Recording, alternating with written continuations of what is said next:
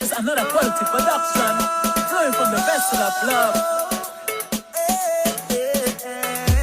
No weapon formed against me shall prosper.